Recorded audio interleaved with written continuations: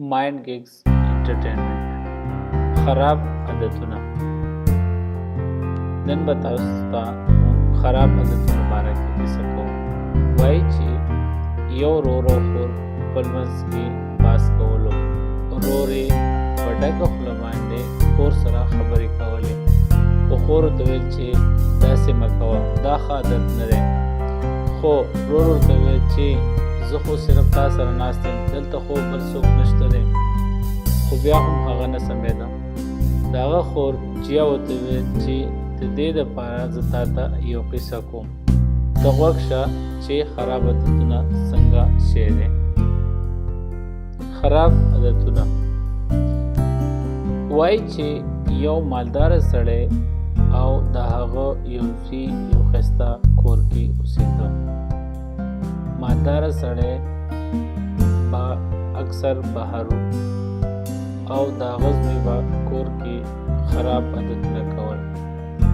مالداره سړي د خپل زوی د عادتونو نه ډېر زیات پریشان و، خو هغه نه غوښتل چې داسې عادتونه دی مخکې وکړي. د دې د لرې کولو دپاره هغه یو هوښیار سړي له لاړو. هوښیار سړي ته یې ویل چې مشره، زما زوی ډېر ښه سړی دی، خو څه خراب عادتونه پکې دي او زه نه غواړم چې هغه مړ شي او دا عادتونه هغه ځان سره مخکې یوسي. هغه هوښیار سړي له جواب ورکړ چې ته ما له خپل زوی سبا سهار وختي راولې. بله ورځ هغه مالداره سړي خپل زوی سره هغه مشر له راوسته. هغه مشر سړي چې ماشوم ولید نو ډېر خوشحاله شو او ورته ویل چې راځه لږ بهر چکر لګوو. هماغسې هغه سره ماشوم روان شو او لږ چمن ته ووتل. چمن کې هغه وړه ګیا ماشوم ته وښودله چې ورشه او هغه ګیا راوباسه. هغه زر زر ورغلی او هغه ګیا یې ډېر په اسانه سره راویستله او مشر له یې ورکړله. مشر ورته ویل چې ډېر ښه. بیا مشر ماشوم ته وویل چې ورشه او هغه د هغې نه غټه ګیا چې کومه ده هغه راوباسه.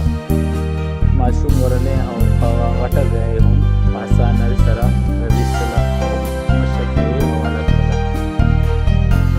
بیا مشر هغه ته وویل چې ته ورشه او هغه ځنګلي ګیا راوباسه. هغه په ځنګلي ګیا ډېر کوشش وکړو خو آخر کامیاب شو.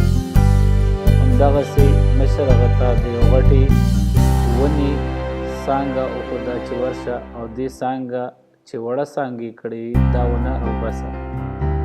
هغه ماشوم په هغې ډېر کوشش وکړو او کامیاب شو. اخره کې هغه راویستله. همدغسې د هغې نه پس هغه مشر ده ته اشاره وکړه چې ورشه هغه ډېرو څانګو والا غټه ونه هغه راوباسه. دی ورغلی او په هغه غټه ونه باندې کوششونه شروع کړه، خو هغه ونه ډېره زیاته غټه وه او ډېرې مضبوطې جرړې وې. هغه ډېر کوشش وکړو خو آخر دا چې حوصله یې بایلله او کامیاب نه شو.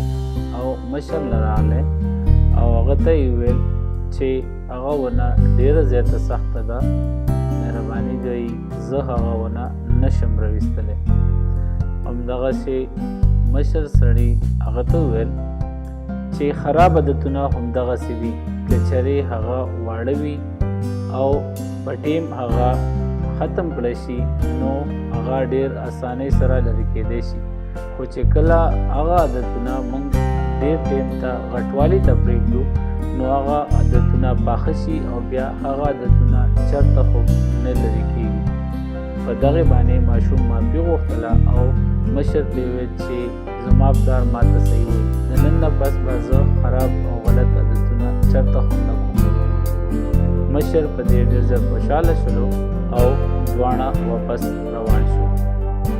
خور چې دا قصه څوکو ته وکړله هغه ډېر زیات خوشحاله شو او پوه شو چې دا قصه هغه زما د خولې د ډکوالي د وجې کوم چې یو خراب عادت دی د هغې په وجې ماته کړې وه. او هغه ډېره خوشحاله شوه چې زما ورور پوه شو او هغه ورته وویل چې د نن نه پس بل ویډیو